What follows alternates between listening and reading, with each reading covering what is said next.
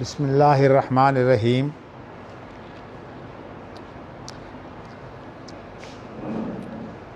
باب رؤی الصالحین۔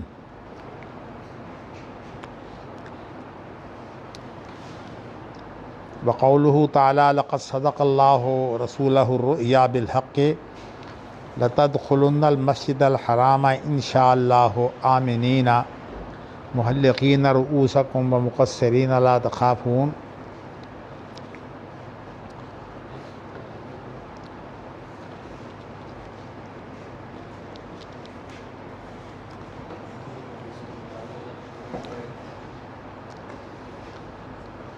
حدثنا عبداللہ بن مسلمۃ عن مالک عن اسحاق بن عبداللہ بن ابی طلحۃ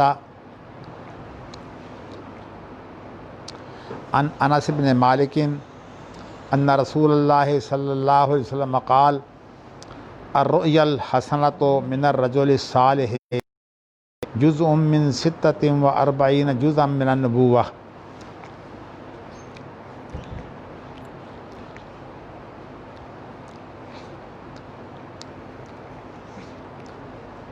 گزشتہ روز آپ نے نبی اکرم صلی اللہ علیہ وسلم کی نبوت کی ابتدائی صورتیں وحی کی پڑھی تھیں آپ نے کہ نبی اکرم صلی اللہ علیہ وسلم جو ہیں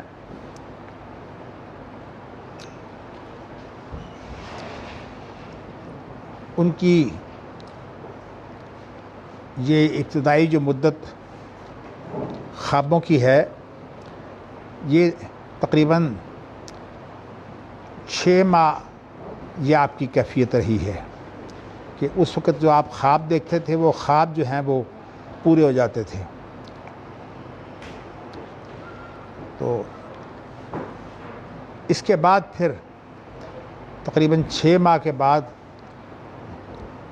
ان کے پاس جو ہے وہ حضرت جبرائیل امین علیہ السلام وہی لے کر آئے تھے، اور وہ وہی جو ہے اس کا نزول جو ہے وہ بھی ایسا ہی تھا جیسے کہ کوئی چیز دل پر اترتی ہے۔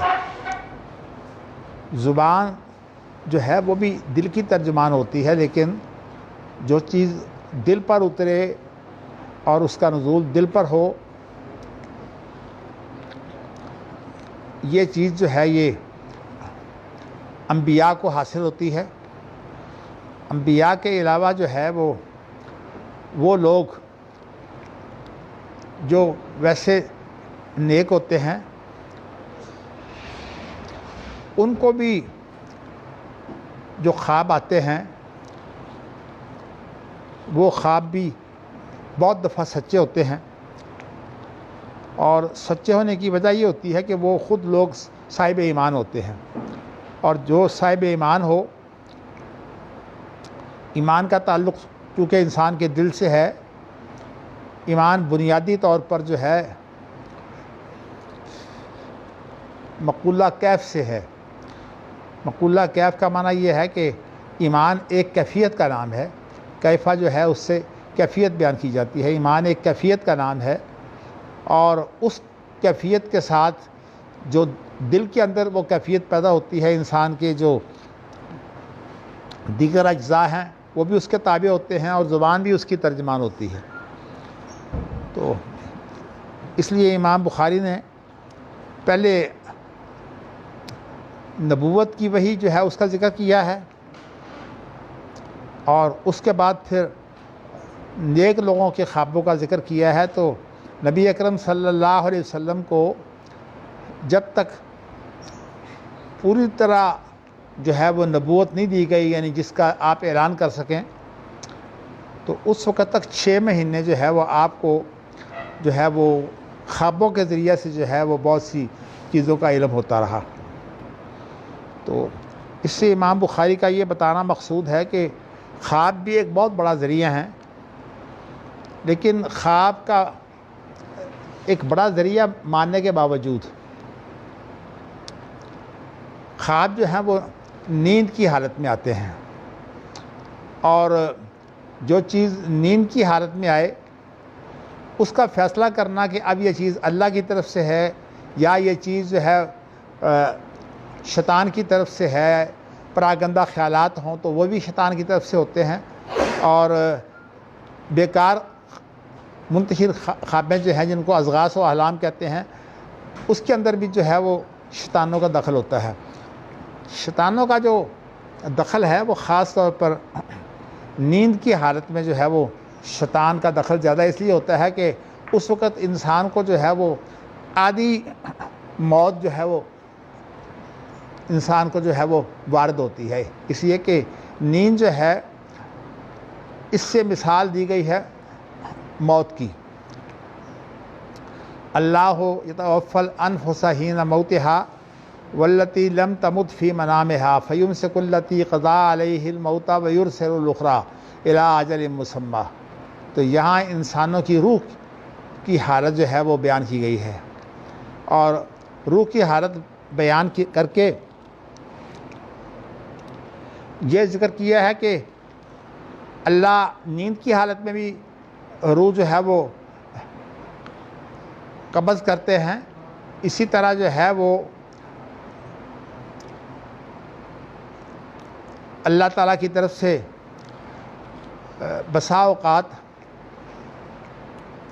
کشف بھی ہوتا ہے۔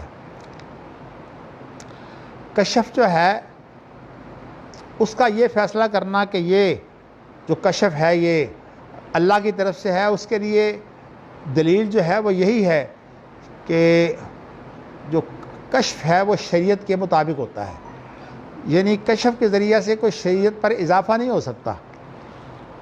اسی طرح جو نیک لوگ ہیں ان کے خواب سچے ضرور ہوتے ہیں، لیکن ان کا کوئی اضافہ جو ہے وہ شریعت پر اضافہ نہیں ہوتا، لیکن نیک لوگوں کو جو ہے وہ جو خواب آتے ہیں ان کے ذریعے سے انہیں کئی باتیں جو ہیں وہ بتائی جاتی ہیں۔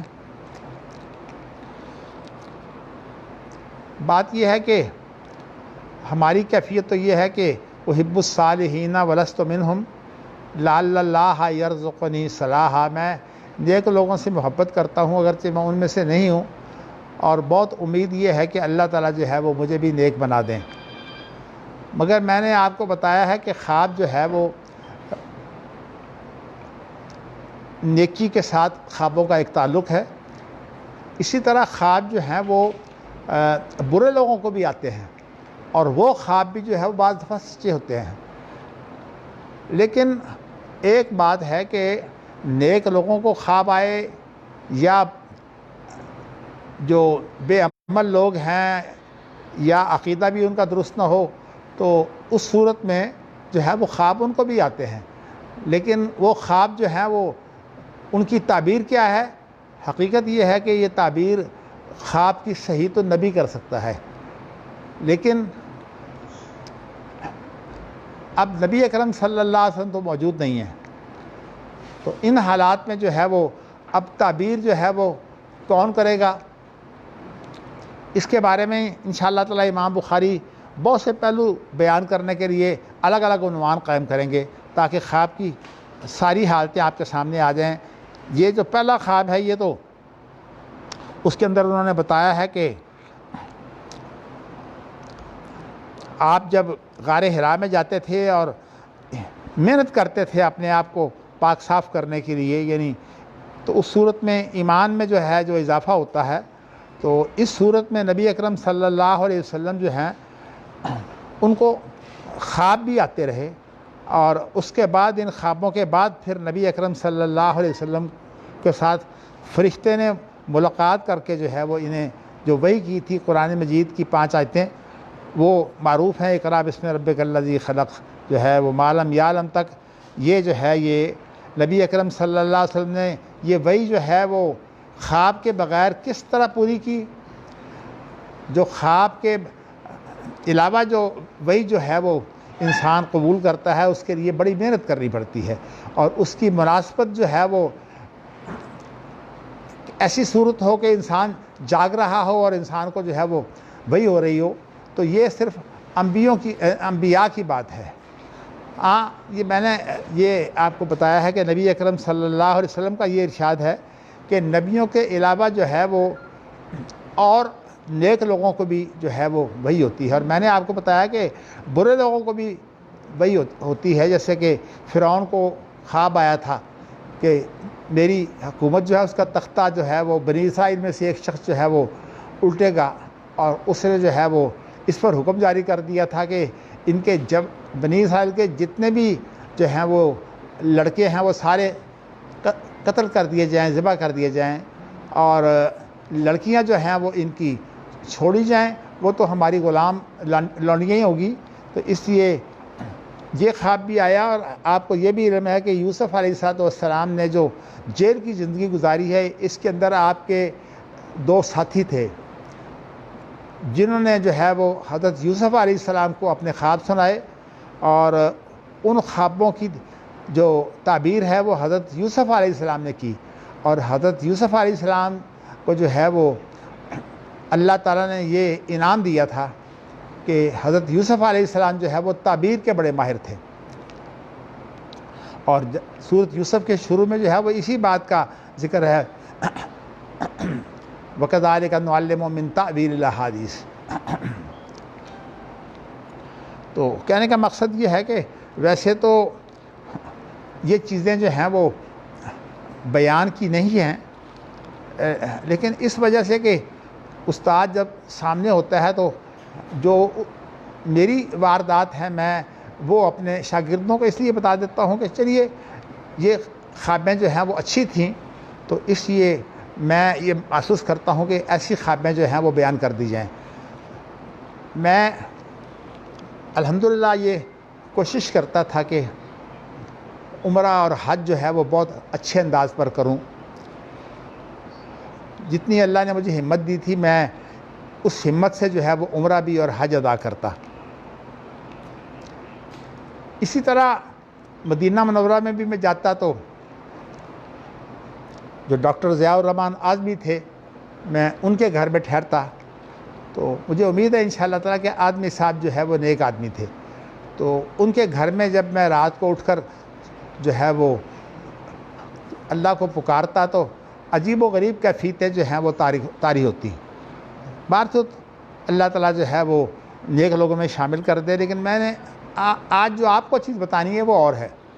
میں سارے کاموں سے فارغ ہو کر مکہ مدینہ سے جو ہے واپس ریاض جا رہا تھا، تو میں جدہ ایئرپورٹ پر جو ہے جو میں نے فلائٹ کروائی ہوئی تھی وہ مجھے فلائٹ کنفرم نہ ہوئی، اور مجھے جو ہے وہ جدہ ایئرپورٹ پر جو ہے وہ ٹھہرنا پڑا، اگرچہ ان دنوں جو ہے وہ ایک ایک گھنٹے کے بعد جو ہے وہ جدہ سے ریاض فلائٹیں آتی تھیں اور جاتی تھیں، اور سختی بھی نہیں ہوتی تھی، تو مجھے جو ہے وہ جدہ کے اندر میں ایئرپورٹ پر جب دیکھا کہ فلائٹ تو میری صبح ہے، تو میں نے پھر رات جو ہے وہ کوشش کی کہ میں کس طرح مجھے نیند آ جائے، تو مجھے الحمدللہ نیند آ گئی۔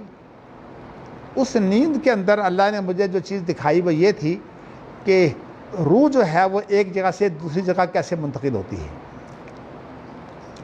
وہ خواب میرے لیے بڑا عجیب خواب تھا، اس لیے کہ جو میرا خواب ہے اس کا خلاصہ یہ ہے کہ میں نے ایک خواب دیکھا کہ میری جو روح ہے نا وہ اس وقت پاکستان میں بھی ہے،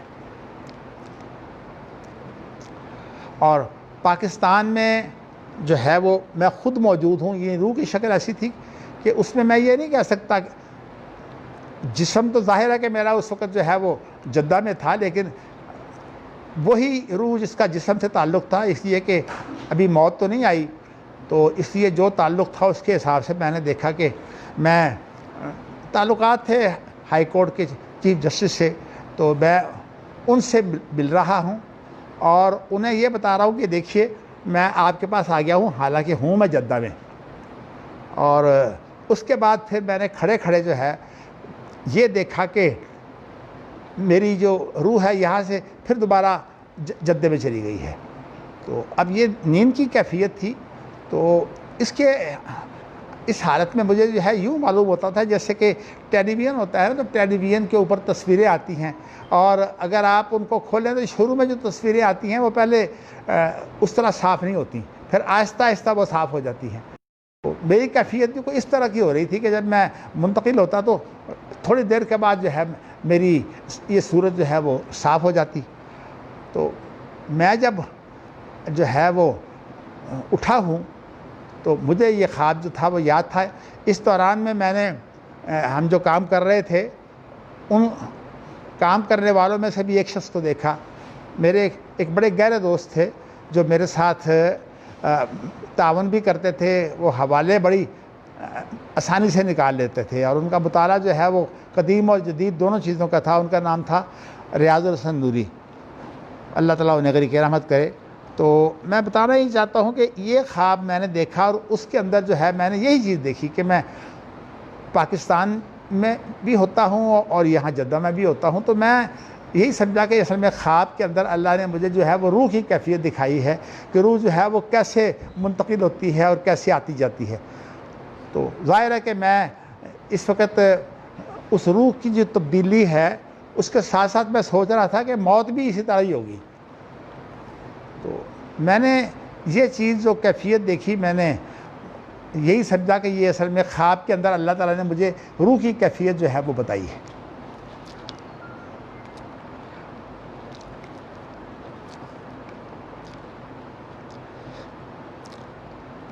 میں بعض چیزیں جو ہے وہ الحمدللہ ان کو محفوظ رکھتا ہوں، اس لیے کہ وہ خواب جو ہے وہ مجھے اچھے معلوم ہوتے ہیں، اور بعض چیزیں ایسی ہیں کہ جن کی میں پرواہ نہیں کرتا، پھر وہ ذہن سے بھی نکل جاتی ہیں۔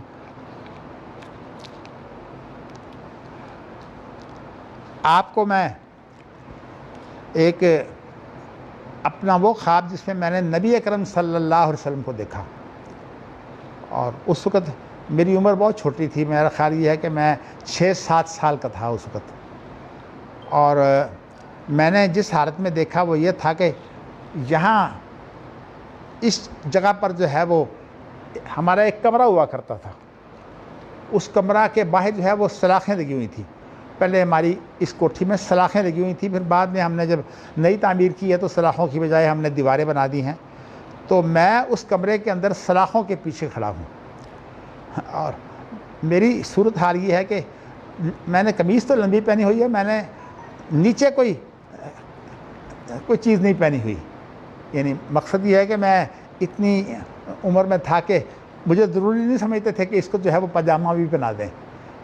میں نے اس وقت نبی اکرم صلی اللہ علیہ وسلم کو بھی دیکھا، اور میں نے اس طرح دیکھا کہ نبی اکرم صلی اللہ علیہ وسلم کی جو شکل تھی وہ جو میرے بینوئی تھے حافظ اسماعیل روپڑی ان کی شکل تھی، یعنی نبی اکرم صلی اللہ علیہ وسلم کی جو چہرہ تھا، قد تھا، اسی طرح جو آپ کی گفتگو تھی، اللہ تعالیٰ نے حافظ اسماعیل روپڑی رحمۃ اللہ علیہ کو، جو حافظ بقادر روپڑی کے بڑے بھائی تھے میرے، وہ صرف بہنوئی نہیں تھے بلکہ انہوں نے ہمارے والد صاحب کے پاس بعد ہمیں 2.5 سال بالکل باپ کی طرح پالا تھا، اور ان کے اندر جو ہے ایک بہت بڑی خوبی یہ تھی کہ وہ اتنا زیادہ لوگوں سے سلوک کرتے تھے کہ لوگ یہ سمجھتے تھے کہ ان کو سب سے زیادہ پیار جو ہے وہ ہمارے ساتھ ہی ہے۔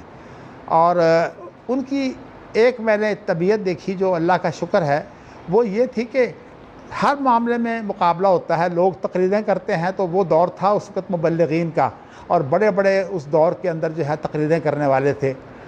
مولانا محمد حسین شیخو پوری رحمۃ اللہ علیہ تو ابھی چھوٹوں میں شامل تھے، یہ میں جس دور کی بات کر رہا ہوں، اور حافظ اسماعیل خاص طور پر مولانا محمد حسین شیخو پوری کی تربیت کرتے تھے، یعنی ان کو جو ہے وہ وقت دیتے جو بڑا وقت جو ہے وہ ان کے لیے سکون کا ہوتا، اور وہ تقریر جو ہے وہ اچھی سے اچھی کر لیتے۔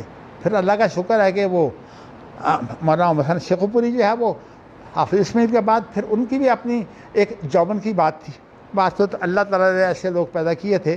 تو میں آپ کو جو چیز بتانا چاہتا ہوں وہ یہ ہے کہ حافظ اسماعیل کو میں نے دیکھا کہ ان کے ساتھ مقابلہ تو ہوتا تھا، اس لیے کہ حافظ اسماعیل روپڑی رحمۃ اللہ علیہ نے مولانا عطا اللہ شاہ بخاری کے ساتھ جو ہے وہ خطابات کیے ہیں، اور اس وقت جو ہے وہ تقریریں بعض دفعہ اتنی لمبی ہوتی تھی کہ 6-6 7-7 گھنٹوں کی تقریریں ہوتی تھیں. ایسا ماحول تھا. تو حافظ اسماعیل روپڑی رحمۃ اللہ علیہ بھی اتنے گھنٹے تقریر کرتے تھے. تو چونکہ میں وفات تک ان کے ساتھ ہی رہا ہوں، بلکہ مجھے یہ اعزاز ملا ہے کہ حافظ اسماعیل روپڑی رحمۃ اللہ علیہ کی جو ہے وہ بیماری، انہیں پتہ نہیں تھا کہ مجھے کیا بیماری ہے، لیکن ان کو کینسر تھا. تو اس لیے وہ رمضان تراویح جو ہے وہ قائد اعظم محمد علی جناح کا جو مزار ہے اس کے سامنے ایک کوٹھی تھی قیوم منزل، اس کے اندر وہ تراویح پڑھاتے تھے اور بڑی دنیا وہاں آتی تھی. تو زیادہ لوگ جو ہوتے سفیر ہوتے جو مدارس سے آتے، ان دنوں ابھی سعودی عرب وغیرہ میں یہ دولت کی بات نہیں تھی.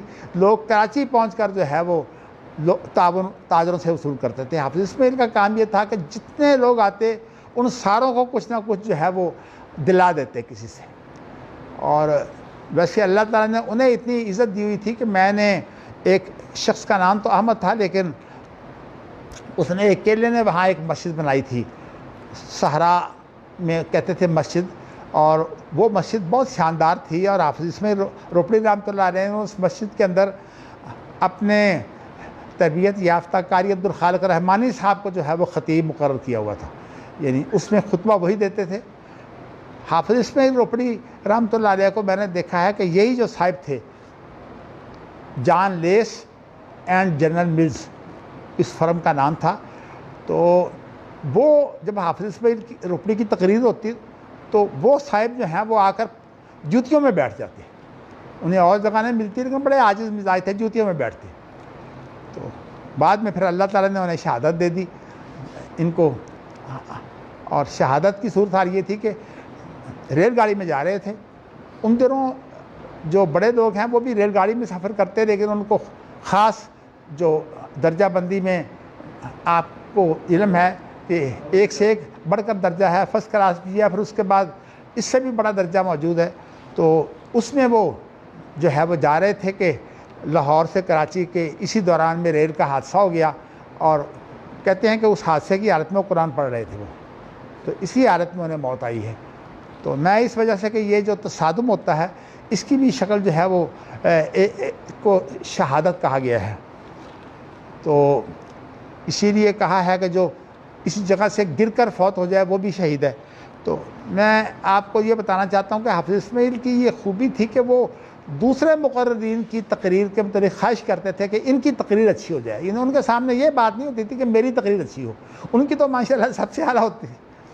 بلکہ بات لمبی ہو رہی ہے، میرا ان سے بہت گہرا تعلق ہے. میں نے زندگی میں اتنی میں نے ان کی قربانی دیکھی. میں ایک واقعہ سے بتا دیتا ہوں کہ میرا خیال یہ ہے کہ جب والد صاحب کے بعد یہ 2.5 سال کا عرصہ جو ہے وہ انہوں نے گزارا، بعد میں پھر وہ بھی اللہ کے پاس چلے گئے.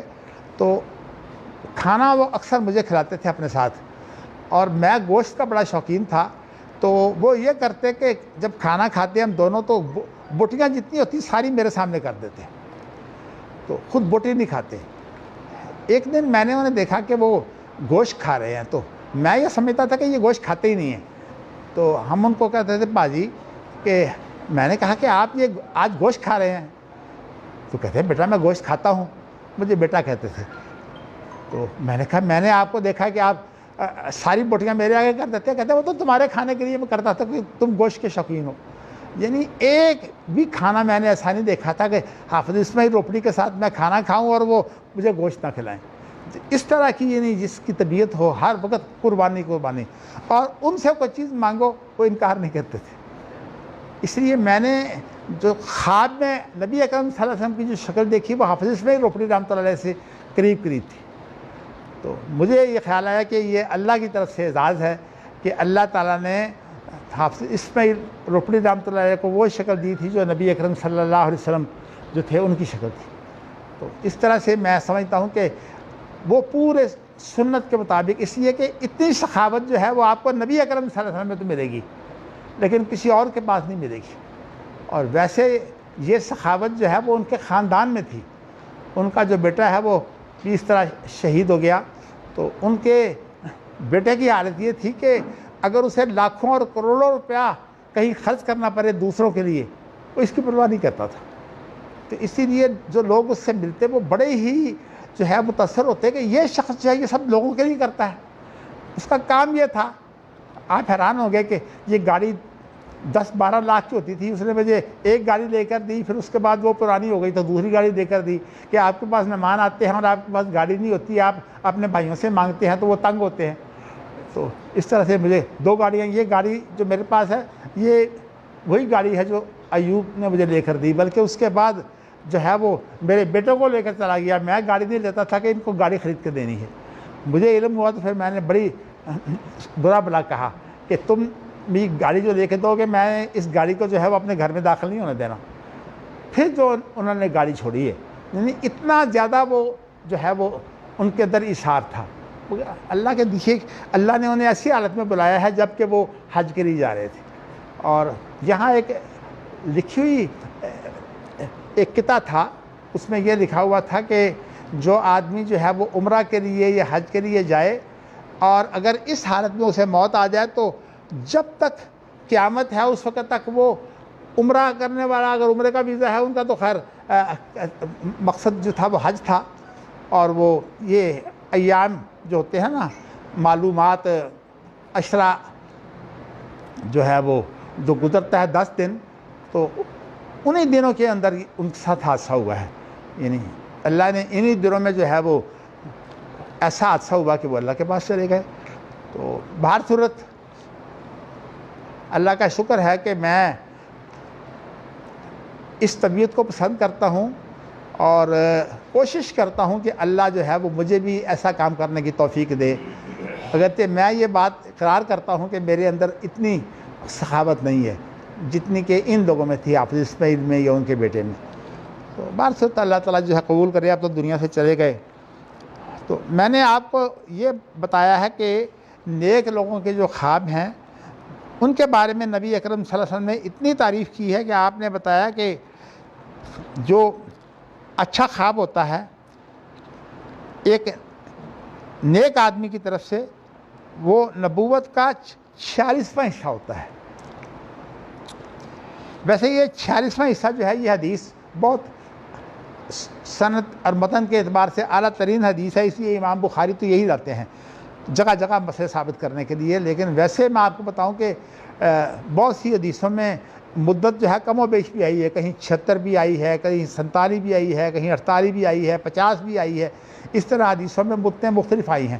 تو اس کا معنی یہ ہے کہ نبی اکرم صلی اللہ علیہ وسلم نے جو ہے یہ بتانا چاہا, جیسے کہ خود امام بخاری باب باندھ کر جو ہے یہ بتائیں گے کہ اصل میں نبی اکرم صلی اللہ علیہ وسلم جو ہیں وہ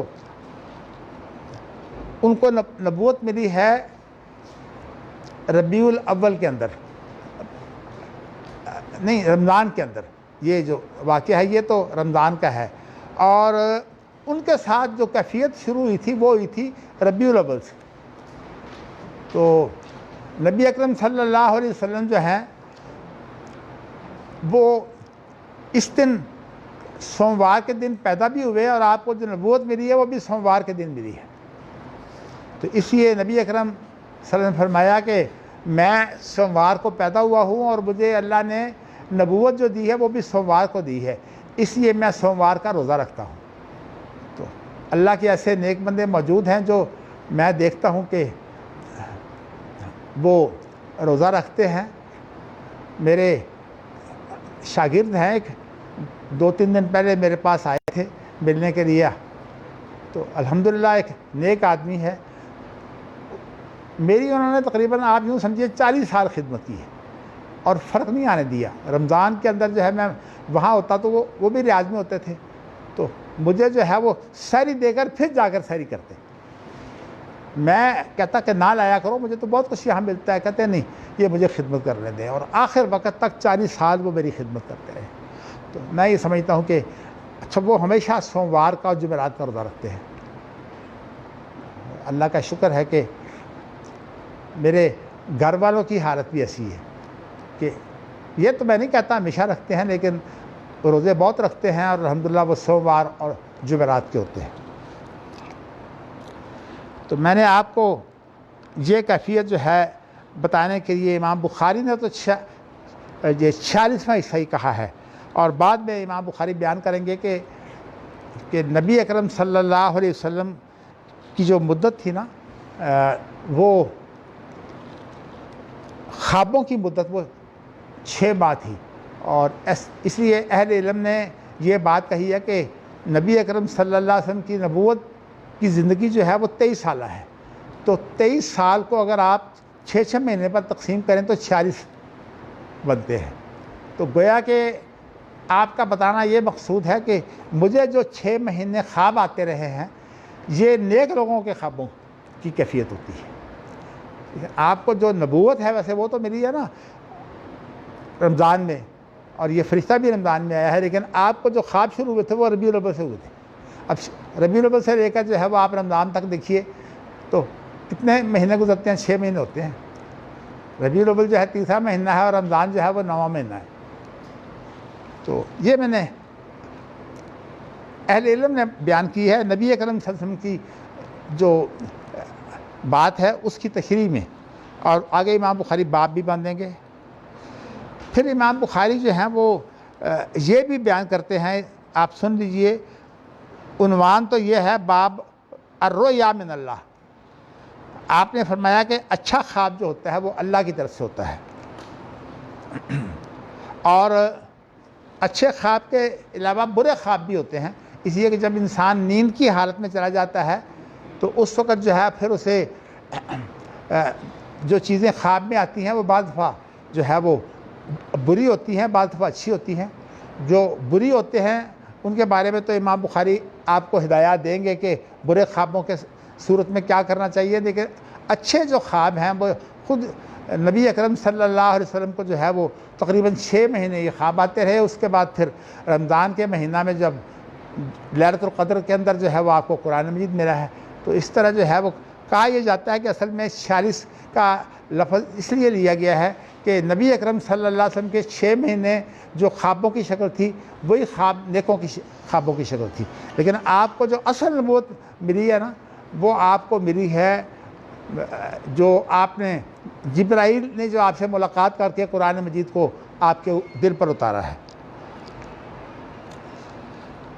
حدیث سن لیجئے، حدثنا احمد بن یونس حدثنا زہیر حدثنا یحییٰ هو بن سعید قال سمعت ابا سلمۃ قال سمعت ابا قتادۃ عن النبی صلی اللہ علیہ وسلم قال الرؤیا الصادقہ من اللہ والحلم من الشیطان۔ یہ ابو قتادہ نبی اکرم صلی اللہ علیہ وسلم سے یہ روایت کرتے ہیں کہ جو سچے خواب ہوتے ہیں وہ اللہ کی طرف سے ہوتے ہیں، اور والحلم من الشیطان، اور جو جھوٹے خواب ہوتے ہیں وہ شیطان کی طرف سے ہوتے ہیں۔ تو لیکن میں نے آپ کو بتایا کہ اگر شیطان جو ہے وہ کوئی صحیح بات بتا دے تو اس وقت شیطان کی بات بھی مان لینی چاہیے۔ اس بارے میں امام بخاری نے جو ہے وہ ثابت کی ہے کہ ابو ہریرہ رضی اللہ کے پاس جو ہے وہ ان کا جو صدقہ فطر ہوتا تھا وہ چوری کرنے کے لیے 3 دن شیطان آتا رہا، اور پھر تیسرے دن جو ہے وہ انہوں نے نہیں چھوڑا، پہلے تو چھوڑ دیتے تھے۔ تو اس نے پھر کہا کہ اچھا میں آپ کو ایک چیز بتا دیتا ہوں۔ اس نے شیطان نے ابو ہریرہ کو جو ہے آیت الکرسی سکھائی اور کہنے لگا کہ اگر یہ پڑھ لو گے تو شیطان تمہارے قریب نہیں آ سکے گا۔ تو اس طرح کی جو ہے وہ خواب موجود ہے، وہ صحیح بخاری کی روایت ہے۔ تو یہاں میں نے جو ہے وہ امام بخاری نے ایک اور حدیث کا اضافہ کر دیا ہے۔ اچھا، اب اس کے بعد جو آنے والی حدیث ہے، حدثنا عبداللہ ابن یوسف حدثنا اللیث حدثنی ابن الحادث۔ یہ اللیث جو ہیں یہ لیث بن سعد ہیں، یہ بہت بڑے امام ہیں، 13 اماموں کی فقہ جو ہے وہ چلتی رہی ہے۔ پھر بعد میں بعض لوگوں کے جو پیروکار ہیں وہ ختم ہو گئے اور بعضوں کے باقی رہے۔ تو اس وقت عثمانی سلطنت نے جو ہے وہ 4 فقہوں کو جو ہے وہ شریعت قرار دے کر جو ہے وہ 4 کے مسلح بنا دیے تھے۔ وہ سعودی حکومت نے آن کر جو ہے وہ ختم کیے ہیں، یہ حنفی اذان ہو رہی ہے، یہ شافعی اذان ہو رہی ہے، یہ مالکی اذان ہو رہی ہے۔ تو یہ اللہ کی طرف سے جو ہے وہ اس حکومت کو اللہ نے توفیق دی ہے۔ اللہ تعالیٰ نیکی کی توفیق دے اور برائی سے بچا کے رکھے۔ اچھا جی، حدثنی ابن الحادث عن عبداللہ ابن خباب عن ابی سعید الخدری انہ سمع النبی صلی اللہ علیہ وسلم یقول اذا رأى احدکم رؤیا یحبها فإنما فلیحمد اللہ علیہا ولیحدث بہا وإذا رأى غیر ذلک مما یکرہ فإنما هي من الشیطان فلیستعذ من شرها ولا یذکرها لأحد فإنها لا تضره۔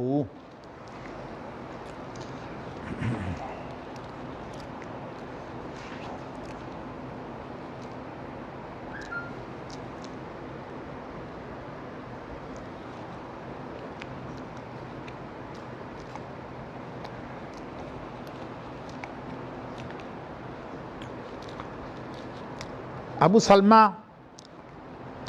جو ہیں وہ روایت کرتے ہیں ابو قتادہ سے، اور ابو قتادہ نبی اکرم صلی اللہ علیہ وسلم کا فرمان ذکر کرتے ہیں کہ آپ نے فرمایا سچا خواب جو ہے وہ اللہ کی طرف سے ہوتا ہے۔ نہیں وہ حدیث تو میں پڑھ چکا ہوں، یہ دوسری حدیث ہے۔ ہاں اس میں جو ہے عبداللہ بن خباب جو ہیں وہ ابو سعید خدری سے روایت کرتے ہیں۔ ابو سعید خدری نے نبی اکرم صلی اللہ علیہ وسلم سے یہ بات سنی ہے کہ آپ فرما رہے تھے کہ اذا رأى احدکم رؤیا یحبها، جب تم میں سے کوئی جو ہے وہ ایسا خواب دیکھے جس کو وہ پسند کرے، فإنما هي من اللہ، تو یہ اللہ کی طرف سے ہوتا ہے۔ فلیستعذ من شرها، تو ہاں فلیحمد اللہ، تو وہ اللہ کی تعریف کرے اس خواب پر، ولیحدث بہا، اور اس خواب کو وہ بیان کرے۔ بیان کرنے کا اصل میں فائدہ یہ ہوتا ہے کہ ایک تو انسان کو خواب یاد رہتا ہے، پھر دوسرا اس کے کئی اور گواہ بن جاتے ہیں، تو اس وجہ سے جو ہے وہ اس کی زندگی کے اندر ایسے خواب جو ہیں وہ بہت کچھ اس کی زندگی کی نشاندہی کرتے ہیں۔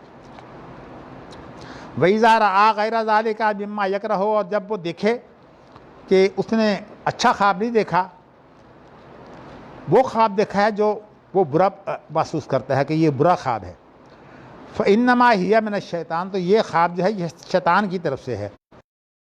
یستعذ من شرها، تو اس صورت میں جو اس خواب کا شر ہے نا، بس وہ اللہ سے دعا کر لے، اعوذ باللہ من الشیطان الرجیم، یا لا حول ولا قوۃ الا باللہ، اس طرح کی جو انسان دعا کر کے، تو یہاں تو خیر ذکر نہیں ہے لیکن اگلی حدیثوں میں ذکر آئے گا کہ اس وقت بائیں طرف جو ہے وہ تھوک دے۔ ولا یذکرها لأحد، اور یہ خواب جو ہے برا خواب یہ کسی سے بیان نہ کرے۔ فإنها لا تضره، تو یہ خواب اس کو کوئی نقصان نہیں دے گا۔ یہ اس کے آداب کا ذکر ہو گیا ہے۔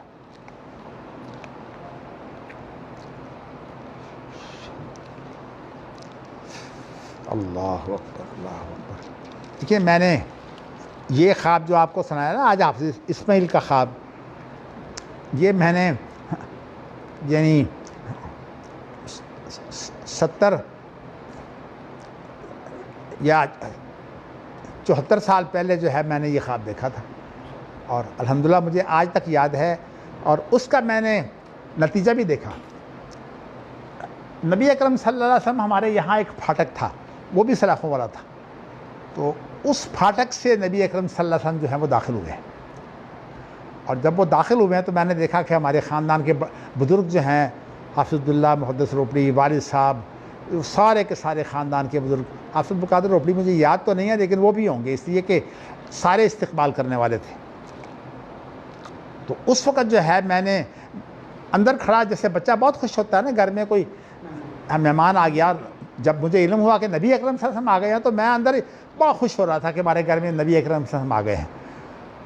پھر میں نے اس کی تعبیر یہ دیکھی کہ یہ جگہ جو ہے نا وہ پھاٹک اس کا ایک کونا تھا، اب وہ پھاٹک ختم کر دیا گیا ہے، اور یہ جگہ جو ہے یہ جب ہم نے وراثت تقسیم کی تو آپس میں کچھ لے دے کر جو ہے وہ اس طرح وراثت تقسیم کی کہ یہ حصہ جو ہے نا یہ میرے حصے میں آیا، تو میں نے جو ہے وہ اس کو وقف کر دیا، بلکہ میری کوشش یہ ہوئی کہ میں دوسرے حصے کو مسجد بنا دوں۔ بس پھر میں نے دیکھا کہ یہ مسجد جو ہے یہ جامع تو ہے نہیں، تو اس لیے اس کے اندر زیادہ لوگ نہیں آتے، تو میں نے باقی حصہ جو ہے اس کا لائبریری بنا دیا، لیکن ویسے جو ہے یہ مسجد جو ہے وہ اور وقف کرنا اس کا، یہ امید ہے میری انشاءاللہ تعالیٰ کہ یہ اللہ کو پسند آئے گا۔ الحمدللہ میرے پاس جو ہے وہ 1 انچ زمین اپنی ملکیت نہیں ہے. آپ حیران ہوں. میں نے الحمدللہ یہ بات اپنے باپ سے سیکھی ہے. بس وہ بھی کہتے تھے کہ میں نے کچھ نہیں چھوڑنا، یہ جو انسان چھوڑ جاتا ہے یہ لڑائیاں ہوتی ہیں پھر آپس میں ورثے پر. تو انہوں نے جتنے پیسے ان کے پاس تھے انہوں نے اپنی فیکٹری بیچ دی تھی اپنی زندگی میں. یہ فیکٹری نہیں بیچی تھی لیکن اس کے اندر جو مشینیں تھیں وہ بیچ دی تھی. تو سارے پیسے جو ہے وہ ہم کو بانٹ دیے اور برابر برابر بانٹے. وہ کہتے تھے کہ جو اپنی اولاد کو دیا جاتا ہے وہ برابر ہونا چاہیے، اور جو ورثہ ہوتا ہے اس کے اندر لڑکے کا لڑکی کا فرق ہوتا ہے، لیکن زندگی میں جو انسان کسی کو ہبہ کرے وہ برابر برابر ہونا چاہیے.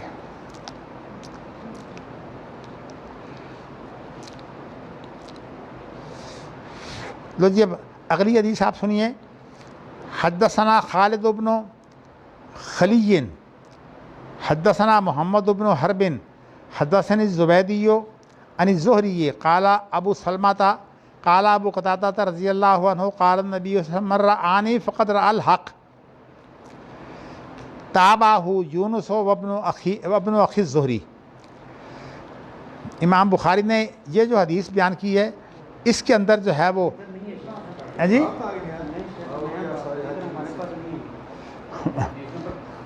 میرا خیال یہ ہے کہ میں ایک ورقہ اڑ کے ادھر آ گیا ہے تو اگلے ورقے پر میں اسی جگہ سے پڑھ رہا ہوں. چلیے کوئی نہیں، ماشاءاللہ. یہاں تو جو ہے وہ احادیث ختم کر کے اس باب کے تحت نیک لوگوں کی خوابیں، پھر جو ہے وہ اگلا باب جو ہے وہ امام بخاری نے یوں باندھا ہے کہ جو سچے خواب ہوتے ہیں اصل میں ایک ہوتا ہے سچا خواب اور ایک ہوتا ہے اس خواب کو صالحہ کہتے ہیں. صالحہ کا جو ہے وہ اس قابل ہوتا ہے کہ وہ خواب جو ہے وہ آپ کے جو ہے وہ کام آئے. اس خواب اس کو صالحہ کہتے ہیں. ہاں جی کیا صادقہ کے ساتھ صالحہ بھی آیا نا، یہ صالحہ ہے. تو صالحہ جو ہے جو خواب آپ کے لیے واقعی مفید ہو وہ صالحہ کہلاتا ہے. صادقہ وہ ہے جو سچا ہو. بعض دفعہ سچا خواب جو ہے وہ برا بھی ہوتا ہے. وہ جو یوسف علیہ السلام کے جو 2 ساتھی تھے ان میں سے ایک کو اصل میں وہ بادشاہ کو زہر دینے کے سلسلے میں جو ہے وہ دونوں پکڑے گئے تھے. تو ایک آدمی نے زہر دینے کی کوشش کی تھی. اس کا خواب تو یہی تھا کہ اس نے دیکھا کہ میرے سر کے اوپر جو ہے وہ روٹیاں پڑی ہیں اور جانور جو ہیں وہ روٹیاں لے کے جا رہے ہیں.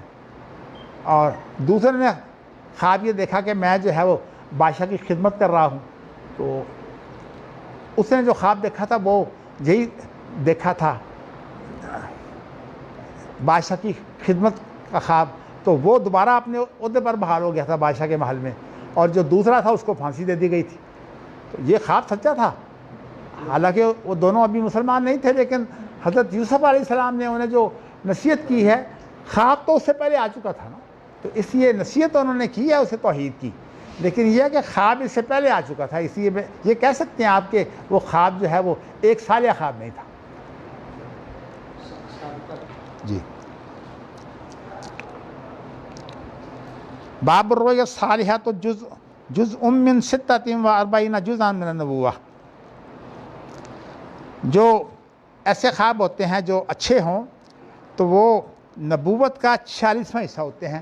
یہ آپ نے متن حدیث تو پڑھ لیا، لیکن امام بخاری نے اب اس کو باب باندھا ہے، اور باب باندھ کر اب امام بخاری جو ہے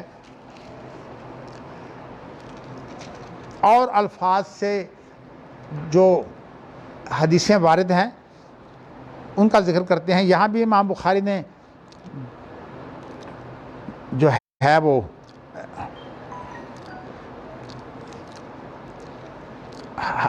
حدثنا مسدد حدثنا عبداللہ بن یحییٰ بن ابی کثیر وَأَثْنَى علیہ خیرا. لقیتہ بالجمامۃ عن ابیہ حدثنا ابو سلمۃ عن ابی قتادۃ عن النبی صلی اللہ علیہ وسلم قال الرؤیا الصالحۃ من اللہ والحلم من الشیطان. تو آپ نے فرمایا کہ جو آپ کو خواب فائدہ دیتے ہیں وہ اللہ کی طرف سے ہوتے ہیں. والحلم من الشیطان، اور شیطان کی طرف سے جو ہے وہ برے خواب آتے ہیں.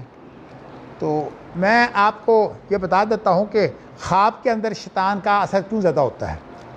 دو حالتوں میں شیطان کا اثر بہت ہوتا ہے، ایک خواب کی حالت میں اور ایک کشف کی حالت میں.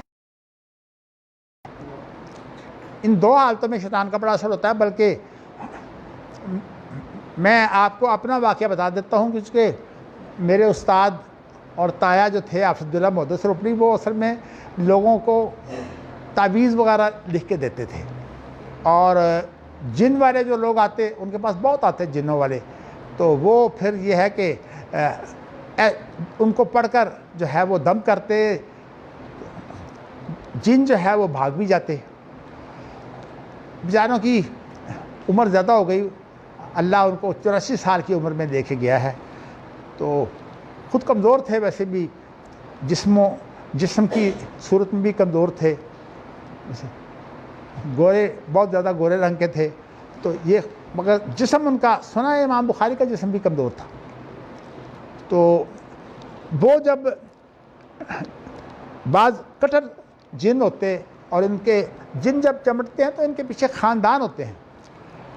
تو انہوں نے اپنی آخری عمر میں مجھے بلانا شروع کر دیا، اور مجھے بلا لیتے اور کہتے، مجھے تو خیر عبد الرحمن ہی کہتے تھے، عبد الرحمن اے میں اینو ذرا پھاڑنا وا اس لڑکے نو، جوان لڑکا سی ویسے، بہت دیکھنے بھی طاقتور، کہ میں اس لڑکے نو پھاڑنا وا تے اودے جڑے ہور رشتہ دار آئے سن کہ تو ایڈیاں ٹنگاں نہیں اکٹھیاں ہون دینیاں. انہوں نے کیا تے میں نے کیا کہ تو اینو مارنا ہے. تو مارنے کی کیفیت ہوتی تھی کہ وہ توت کی جو چھڑیاں ہیں نا وہ منگوا لیتے تھے اور پاؤں کے تلوے میں مارتے تھے. اور جب میں پہلی دفعہ آیا ہوں تو انہوں نے سب سے پہلے مجھ پر کچھ پھونکا، اور مجھے پھونک کر کہا کہ اب مار. میں اس کا مقصد یہی سمجھا ہوں کہ انہوں نے یہ سوچا ہوگا کہ کہیں یہ متاثر نہ ہو جائے، خود سزا دینے والا جو ہے وہ خود متاثر نہ ہو جائے. میرے ساتھ بھی یہ حالات بنے. اللہ کے پاس چلے گئے تو لوگ میرے پاس آنے لگے. تو میں ویسے عام طور پر یہ علاج کرتا نہیں تھا، لیکن کوئی زیادہ ہی اہم ہو تو میں پھر علاج کر دیتا تھا. میرے تو بزرگ ہی تھے، مولانا محمد صدیق سرگودا والے، جنہوں نے حافظ عبداللہ صاحب کا فتویٰ جو ہے مرتب کیا ہے. تو ان کے بڑے خاص شاگرد تھے. تو ہم بیٹھے ہوئے تھے کمرے میں، اور ایک نوجوان، شکل و صورت بھی اس کی بڑی اچھی تھی، بہت گورے رنگ کا، شادی شدہ تھا ویسے، لیکن یہ ہے کہ وہ نوجوان جو ہے وہ کمرے میں آ گیا. اور مولانا صدیق صاحب بیٹھے ہوئے تھے، انہوں نے کہا جی آپ اس کو ذرا دم کر دیں. تو مولانا صدیق صاحب رحمۃ اللہ علیہ نے جو ہے وہ اس کو دم کرنا شروع کر دیا. اصل میں وہ علاج ایسا کرتے نہیں تھے. انہوں نے جو دم کرنا شروع کر دیا تو اس لڑکے کے اندر شیطان آ گیا. جب ویسے داخل ہوا اس وقت نہیں تھا، لیکن شیطان آ گیا، اور شیطان نے آتے ہی جو ہے مولانا صدیق صاحب کو دھمکی دے دی، اور بہت بری طرح مخاطب کر کے کہا کہ میں آپ کو جو ہے نقصان پہنچاؤں گا، بلکہ ہاتھ اٹھایا تھپڑ مارنے کے لیے. تو مولانا صدیق صاحب نے سمجھا کہ چونکہ میں یہ علاج نہیں کرتا، اس لیے بہتر یہ ہے کہ یہ کسی اور سے علاج کروائیں. اچھا میرا مزاج ایسا تھا کہ جو کام کسی سے نہ ہوتا میں سمجھتا میں کر سکتا ہوں. بس اللہ نے مزاج ایسا بنایا تھا. تو وہ ذرا جب باہر نکلے تو میں نے کہا اس کو لاؤ میرے پاس. بولے صدیق صاحب کو میں نے نہیں بتایا، وہ اندر کمرے میں بیٹھے ہوئے تھے. جب میں مسجد میں لے گیا اسے، تو مسجد میں جا کر جو ہے میں نے اسے دم کرنا شروع کر دیا. جب میں نے اسے دم کیا تو میں سر پر اس کے پھونک ماروں تو کہے کہ جی اب سر تو ہلکا ہو گیا ہے لیکن یہاں ہے، میں یہاں پھونک ماروں تو کبھی یہاں آ جائے. یعنی اس طرح وہ پھرتا رہا شیطان. تو میں اس وقت چونکہ سبق پڑھاتا تھا، بھی میرے سبق باقی تھے، تو میں نے ان سے کہا کہ آپ ایسا کریں کہ شام کے بعد میں فارغ ہوتا ہوں، اس کو شام کے بعد لے آئیں. تو میں نے آپ کو جو بات بتانی ہے وہ یہ ہے کہ میں واقعہ کو مختصر کرتا ہوں کہ شام کو اس کو لے آئے، اور جب لے آئے تو میں نے جو ہے وہ نماز میں ہی پڑھاتا تھا مسجد قدس میں، تو نماز مغرب کی جب ہوئی ہے تو میرے پاس لے آئے، میں نے پھر اسے جو ہے وہ دم کرنا شروع کر دیا۔ اچھا، جو آدمی جو ہے نا تجربہ کم ہو تو علم کچھ زیادہ ہو، پھر وہ اس طرح کی غلطیاں کرتا ہے۔ مجھے میرے تایا جو ہے وہ حافظ عبداللہ صاحب بتایا کرتے تھے کہ اعوذ جو ہے شیطان اس کا اثر باتیں نہیں کر سکتا، تو اس لیے اگر کوئی شیطان ایسا ہو نا کہ آپ نے اس کا اثر باطل کرنا ہو، پھر آخری آپ کا جو ورد ہے وہ اعوذ کا ہونا چاہیے۔ تو میں نے پھر شروع یہاں سے کیا اعوذ سے۔ اب مجھے تجربہ تھا کوئی نہیں، آنکھیں بھی میں دیکھ کر پہچان نہیں سکتا تھا، بعد میں تو اللہ نے یہ تجربہ بھی دے دیا آنکھوں والا، لیکن یہ ہے کہ میں نے پھر اس سے جو ہے نا جو ہے وہ جب دم کیا تو دم کی حالت میں شیطان آ گیا، اور شیطان کے آتے ہی وہ کھڑا ہو گیا، پہلے تو بیٹھا ہوا تھا، فوراً کھڑا ہو گیا۔ تو مجھے پھر اس نے دھمکی دی، کہا کہ میں تمہیں خواب میں ملوں گا، مگر میں چونکہ اس وقت اللہ کا شکر ہے میرا جسم بھی ورزشی تھا، تو میں نے اسے پکڑنے کی کوشش کی، کیونکہ حافظ عبداللہ صاحب نے مجھے بتایا تھا کہ اگر اس کو یہ بالوں سے پکڑ لو یا انگلیوں میں یہ ہاتھ ڈال لو، تو میں نے یہ کوشش کی، لیکن وہ جس طرح اٹھ کے بھاگا نا پھر میرے قابو نہیں آیا۔ تو بہر صورت یہ صورتحال جو ہے جب انسان ابتدائی علاج کرتا ہے تو اس کے ساتھ پیش آتی ہے، تو یہ اللہ کا شکر ہے کہ میں نے یہ علاج بھی کیے ہوئے ہیں۔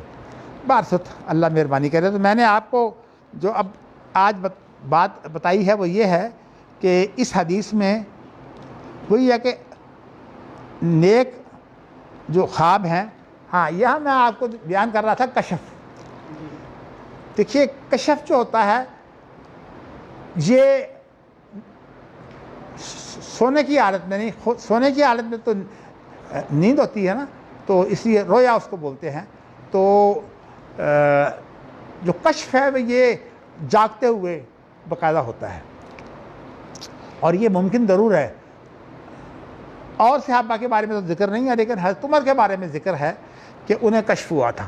انہوں نے ایک لشکر بھیجا تھا لڑائی کے لیے، اس لشکر کا جو سردار تھا اس کا نام تھا ساریہ۔ تو حضرت عمر جو ہے وہ مدینہ میں خطبہ دے رہے تھے کہ آپ نے دیکھا کہ پہاڑ کی اوٹ سے جو ہے نا وہ دشمن حملہ آور ہو رہا ہے۔ پہاڑ کی اوٹ جو ہے وہ چھپی ہوتی ہے نا، انسان کو نظر نہیں آتی، تو وہ دشمن جو ہے وہ حملہ آور ہو رہا ہے۔ تو ممبر پر کھڑے کھڑے کہتے ہیں یا ساریۃ الجبل، اے ساریہ پہاڑ کی طرف دیکھ، مطلب یہ تھا کہ پہاڑ کی اوٹ میں دشمن آ رہا ہے۔ تو اللہ نے اس طرح جو ہے وہ یہ کشف کی صورت ہے۔ لیکن اب ہمارے ہاں چونکہ یہ صورت ممکن ہے، اس لیے جتنے پیر فقیر ہیں وہ سب کشف کرتے ہیں، ان کو کشف ہوتا ہے۔ پارسوت اللہ تعالیٰ رحم کرے، جھوٹا خواب بیان کرنا جو ہے یہ بھی بہت گناہ ہے، اور کشف بیان کرنا جو ہے یہ اس سے بھی بڑا گناہ ہے۔ اور پھر کشف کے اندر وہ چیزیں آئیں جو شریعت کے خلاف ہیں، وہ نہیں ہو سکتی۔ جیسے کہ میں نے تبلیغی جماعت کے ساتھ کام کیا تو ایک بات جو ہے وہ مجھے ان کی اچھی نہ لگی۔ بہت بیچارے جو تھے وہ نیکی کرتے تھے، لیکن میں نے انہیں کہا کہ میں آپ کو جو ہے وہ پڑھانے کے لیے تیار ہوں۔ میں مدینہ سے فارغ ہو کے آیا تھا، تو میں نے انہیں کہا کہ میں آپ کو پڑھانے کے لیے تیار ہوں، اگر آپ مجھ سے پڑھنا چاہتے ہیں پڑھیں، قرآن مجید پڑھنا ہے تو وہ پڑھانے کے لیے تیار ہوں، حدیث پڑھنی ہے تو وہ تیار ہوں۔ وہ میرے پاس پڑھنے کے لیے تیار نہیں ہوتے تھے۔ پھر میں نے جو ہے وہ انہیں جب زیادہ کہا تو انہوں نے مجھے جو جواب دیا، کہا جی بات یہ ہے کہ ہمارے جو بزرگ ہیں نا وہ نبی اکرم صلی اللہ علیہ وسلم کے روضے پر جاتے ہیں تو وہاں ان کو جو ہے وہ کشف ہو جاتا ہے، یعنی نبی اکرم صلی اللہ علیہ وسلم سے وہ سیکھ کر آتے ہیں حدیثیں، اس لیے ہمیں حدیث دیکھنے کی ضرورت نہیں ہے۔ ہمارے تو جو بزرگ ہیں وہ روضہ سے جا کے حدیث سیکھ لیتے ہیں۔ تو میں نے انہیں کہا کہ آپ کے بزرگ کیا حضرت علی سے پڑھ کر ہیں؟ حضرت علی کا امیر معاویہ کا جھگڑا ہو گیا، دونوں میں سے کوئی روضے پر نہیں گیا۔ ہاں جی، ہاں ادھر سے فیصلہ کروا رہے تھے، اتنے لوگ مر گئے۔ میں نے کہا یہ اصل میں بناوٹی باتیں ہوتی ہیں، یہ جو اس طرح کی صورتحال ہے وہ اللہ کی طرف سے نہیں ہوتی۔ بہر صورت اس کی تفصیل ہے، میں اس میں نہیں جانا چاہتا، لیکن میں نے آپ کو بتایا مجھے بڑا اس کا دکھ ہوا۔ تو ان میں سے ایک تھا، جب میں نے اس کو جو ہے وہ کچھ تھوڑی سی نصیحت کی، تو میں یہی کہنا چاہتا تھا کہ آپ قرآن حدیث کا مطالعہ کیا کریں تاکہ آپ کو جو ہے وہ وہی سے فائدہ ہو۔ آپ جو چیزیں پڑھتے ہیں وہ وہی تو ہوتی نہیں، مثلا تبلیغی نصاب کو وہی تو نہیں ہے نا۔ تو ایک لڑکا میرے بہت قریب تھا، تو ڈاکٹر تھے زیادہ میرے ساتھی، تو ایک دن وہ میرے ساتھ بیٹھا ہوا تھا، تو برکت مارکیٹ میں جو ہے وہ میں ان کو باتیں بتا رہا تھا کہ علماء کی بات جو ہے وہ قرآن حدیث کے بغیر نہیں ماننی چاہیے، اور دیکھنا چاہیے قرآن حدیث کیا ہے۔ تو اصل میں اختلاف اس بات پر ہو گیا تھا کہ وہ مجھے بعض دفعہ کہتے ہیں درس دوں، تو میں اس مسجد میں جو ہے وہ درس دیتا، تو وہاں میں نے جب درس دیا تو کسی نے پوچھ لیا مجھے شعبان کے بارے میں کہ 15 شعبان جو ہے اس کی کیا حیثیت ہے، تو میں نے کہا کوئی حیثیت نہیں ہے۔ تو انہوں نے کہا جی ہماری جو ہے نا تبلیغی نصاب اس کے اندر لکھا ہوا ہے کہ یہ رات بڑی برکت والی ہے۔ خیر میں خاموش ہو گیا، اس لیے کہ میں نے تردید اس طرح نہیں کرنی تھی، لیکن میں نے یہ میری کوشش تھی کس طرح وہ قرآن حدیث پڑھیں، تو خود بخود جو ہے وہ سب کچھ پتہ لگ جائے گا۔ تو ایسے واقعات جو ہیں، وہ لڑکا جو تھا نا وہ میرے نصیحت کے دوران میں جو ہے وہ جب یہ چوک آیا نا، تو میں ادھر سے جا رہا تھا، تو وہ میرے پاس ویگن ہوتی تھی، اس ویگن سے وہ اتر گیا، اور اترنے کے بعد جو ہے وہ کہتا ہے کہ لاہور کا جو اس کو تعمیر تھا نا، ان کا نام تھا غلام دستگیر، تو کہنے لگا غلام دستگیر میرا رب ہے، غلام دستگیر میرا رب ہے، غلام دستگیر میرا رب ہے۔ انا للہ و انا الیہ راجعون۔ میں نے جب دیکھا کہ وہ یہاں تک پہنچ گیا ہے، پھر میں نے اس کو نصیحت چھوڑ دی، میں نے کہا اب یہ نصیحت کے قابل نہیں ہے۔ بار صورت کہنے کا مقصد یہ ہے کہ اللہ تعالیٰ شیطان سے بچا کے رکھے۔ کشف کے اندر اس کا بڑا بار ہوتا ہے، اور خواب کے اندر بھی۔ میں نے آپ کو جو اپنا واقعہ سنایا نا کہ جنات کا شیطان اثر ہوتا ہے خواب کے اندر، اور خواب کے اندر وہ آ کر جو ہے وہ اتنا کچھ ڈرا دیتے ہیں، بعض دفعہ بات جو ہے دور جا رہی ہے، تو جو لوگ جو ہے وہ جنوں کو قابو کرنا چاہتے ہیں ان کو بڑے ایسے واقعات پیش آتے ہیں۔ تو بہر صورت اس وقت اتنی بات ہی کافی ہے۔ اب آگے جو ہے وہ آپ سنیے کہ جب کسی کو جو ہے وہ فَإِذَا حَلَمَ أَحَدُكُمْ، جب کوئی برا خواب دیکھے، فَلْيَتَعَوَّذْ مِنْهُ، ہو تو وہ اس برے خواب سے جو ہے پناہ چاہے، وَلْيَبْصُقْ عَنْ شِمَالِهِ، اور اپنے بائیں طرف جو ہے وہ تھوک دے، فَإِنَّهَا لَا تَضُرُّهُ، تو وہ اس کو نقصان نہیں دے گا۔ یہ جو آ گیا نا وَلْيَبْصُقْ عَلَىٰ شِمَالِهِ، یہ اضافہ ہے نا، پہلی حدیث میں نہیں تھا۔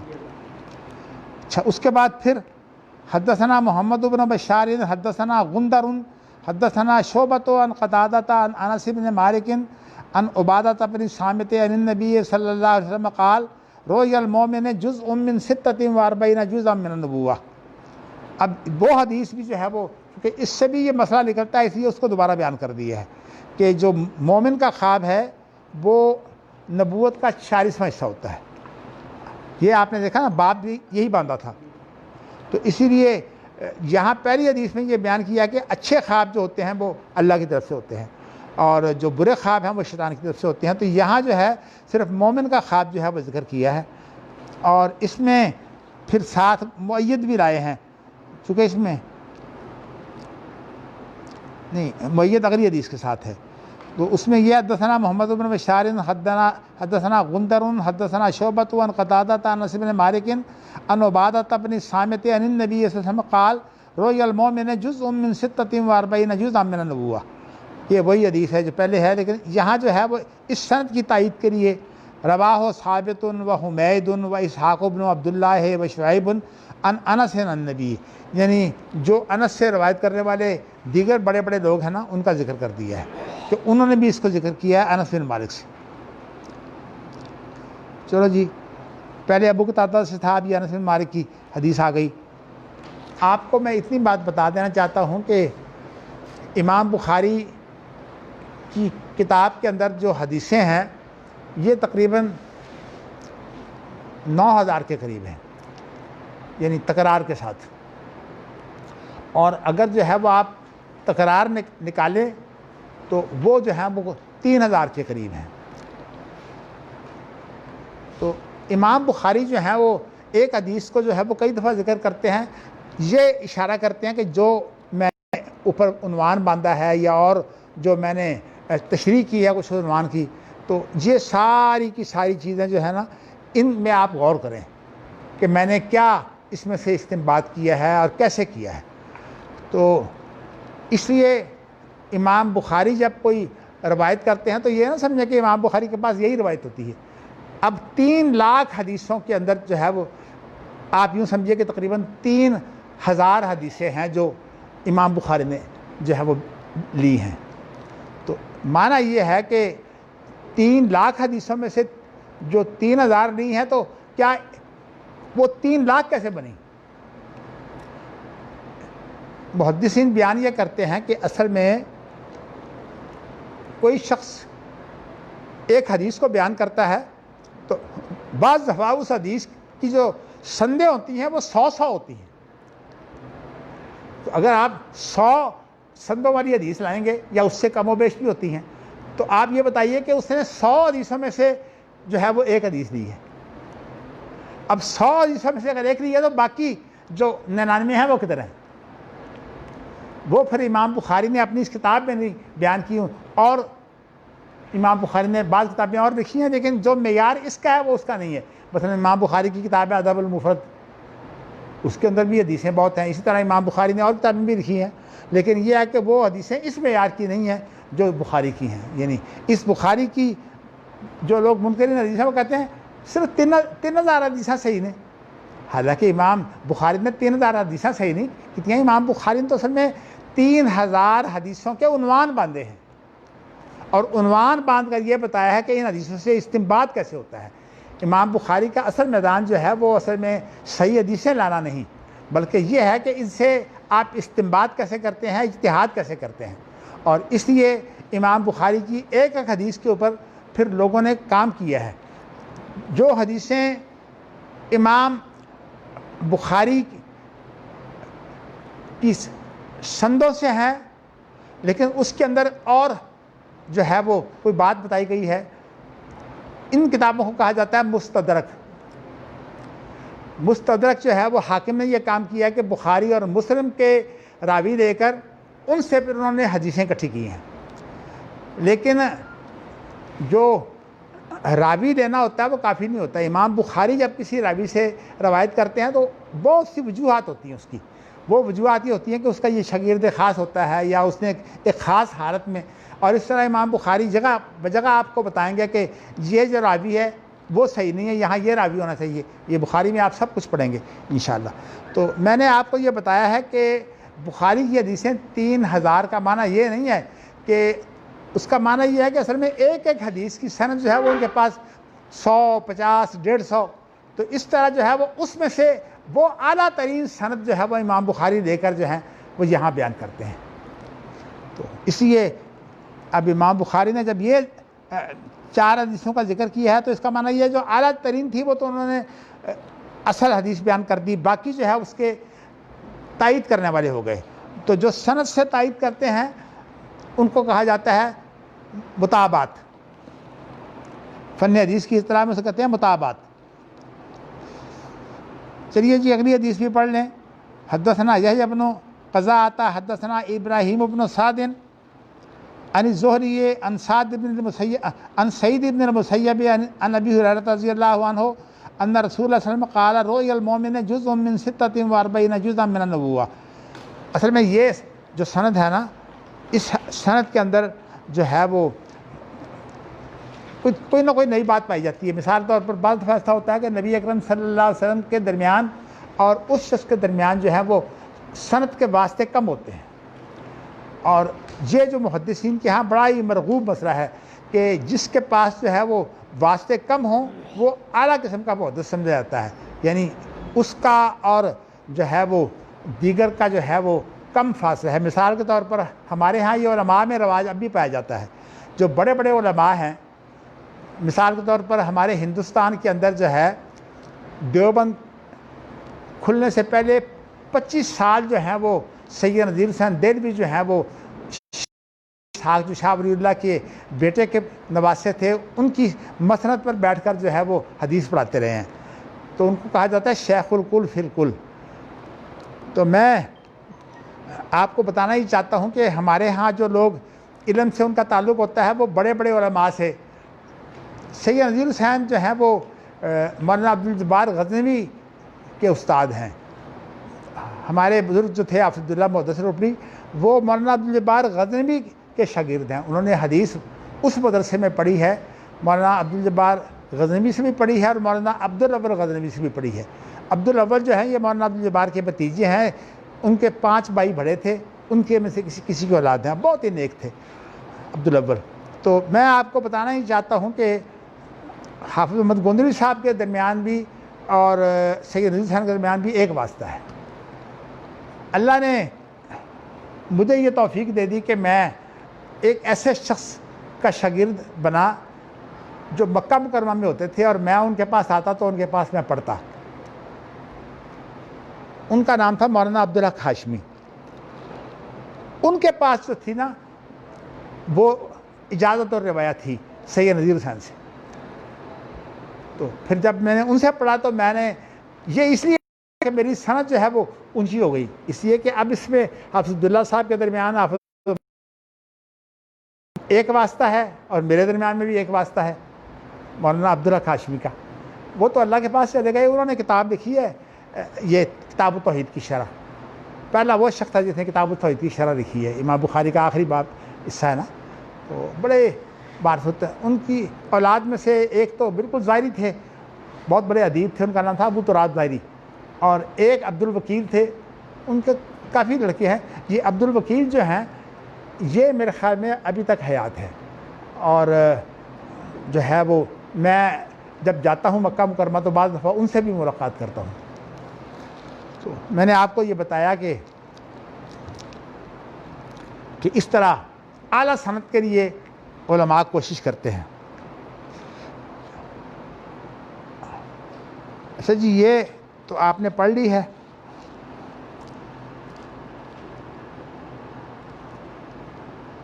جی میں انشاءاللہ تعالیٰ اگرچہ ایک حدیث باقی رہ گئی ہے، میں انشاءاللہ تعالیٰ کل آپ کو اس لیے بتانا چاہتا ہوں کہ کچھ باتیں اگر رہ گئی ہوں گی تو میں اس حدیث کے ساتھ آپ کو بیان کر دوں گا. میں کوشش کرتا ہوں کہ حدیث پڑھاتے وقت کوئی ایسے واقعات جو میرے جیسے میں نے آپ کو بتایا ہے خواب کے بارے میں کہ خواب کے اندر میں نے یہ دیکھا، اس طرح اور بھی اللہ تعالیٰ نے جو ہے وہ واقعات دیے ہیں. لیکن ہمیشہ ایسے واقعات بیان کرتے وقت مجھے ایک بات یاد آتی ہے. ابن قیم کہتے ہیں کہ اللہ کے راز جو ہیں یہ بیان نہیں کرنا چاہیے. اگر یہ آپ بیان کریں گے تو یہ اللہ کے راز آپ کو ملنے ختم ہو جائیں گے. ایک طرف حدیث میں آتا ہے کہ اس کو بیان کرو اچھے خوابوں کو، لیکن میں بارصورت احتیاط کے طور پر نہیں بھی بیان کرتا. اس لیے آج میں نے میرے خیال میں آپ کے سامنے بیان کیا کہ نبی اکرم صلی اللہ علیہ وسلم جو ہے وہ حافظ اسماعیل کی شکل کے قریب تھے. تو یہ بہت بڑا اعزاز ہے. اور میں پھر انشاءاللہ آپ کو ایک خواب اور بھی سناؤں گا جب کہ نبی اکرم صلی اللہ علیہ وسلم سے جو ہے وہ میں نے معانقہ کیا. اور اس وقت جو معانقہ میں نے کیا تھا وہ شیخ ابن باز سے کیا تھا. لیکن جب میری جو ہے وہ میں نیند سے بیدار ہوا تو میں نے دیکھا کہ وہ تو نبی اکرم صلی اللہ علیہ وسلم ہیں. اور جب میں نے ان سے معانقہ کیا تو میرے خیال میں یہ ادھر کا حصہ تھا تو یہاں سے ان کے جو ہے وہ شہد نکل رہا تھا. تو میں نے شہد چاٹنا شروع کر دیا. تو ویسے یہ بات لمبی ہے، میں نے یہ خواب بیان کر دیا ریاض میں معہد العالی للشریعہ والقضاء للقضاء کا جو ہیڈ ہے نا اس کے سامنے. تو وہ میں نے کہا یہ خواب مجھے آیا تھا. کہتا ہے یہ خواب تو واضح ہے، آج پورا ہو رہا ہے کہ شیخ ابن باز نے آپ کو کہا تھا کہ بھئی نہ تو آج میں نے تقریر کرنی ہے نہ میں نے کسی کا استقبال کرنا ہے، یہ کام سارے تم نے کرنے ہیں. تو شیخ ابن باز موجود نہیں تھا، اس لیے انہوں نے تو تمہارے سپرد کر دیا.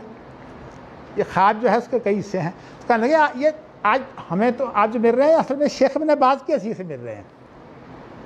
بس میرے کہنے کا مقصد یہ کہ ایسی اچھی چیزیں میں بعض دفعہ بیان کر بھی دیتا ہوں، لیکن موقع بہ موقع. باقی جو ہے وہ اللہ تعالیٰ معاف کرے. بس جو کچھ ہم ہیں وہ ہمیں پتہ ہے. بس اللہ تعالیٰ جو ہے وہ نیکی کی توفیق دے. بات بالکل وہی ہے کہ احب الصالحین ولست منہم لعل اللہ یرزقنی صلاحا. ہاں جی، آج تو ماشاءاللہ کافی وقت دے دیا ہے.